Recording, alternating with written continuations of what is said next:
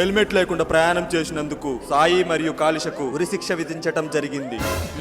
ఉరిశిక్ష పడ్డందుకు మీరు ఎలా ఫీల్ అవుతున్నారు? పొండి సార్, నాకు సిగ్గేస్తుంది. రే, ఇది ఫస్ట్ నైట్ కాదురా, నీ లాస్ట్ నైట్. సారీ, కరెక్ట్, మర్చిపోయాను. వాళ్ళతో మాట్లాడండి సార్, రెలాగా ఉడతాడు. 1 సెకండ్, మీ చివరి కోరిక ఏంటో చెప్పండి, తీరుస్తాను. సార్, నేను ఒకడికి 10 లక్షలు అప్పున్నాను, అది మీరే తీర్చాలి. అమాయక మీరు కించం. ఎవరైతే నా కోరిక తీరుస్తారో వాళ్ళకి నేను లక్షిస్తాను. ఏంటి నీ కోరిక? నాకు 2 లక్షలు కావాలి. సరే, మీకు పెట్ట కథ చెప్తాను, అందులో నీతేందో చెప్తే మిమ్మల్ని వదిలేస్తాను. మావా, నాకు కథలంటే బాగా ఇష్టం రా. బుక్కు కుక్కేస్తాను దేవసాలోడా.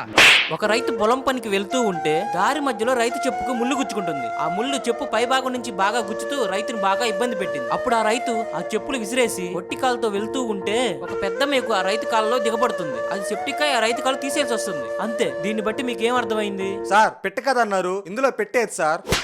నువ్వు మనిషి పశువారా? మళ్ళీ ఇలా కాదురా.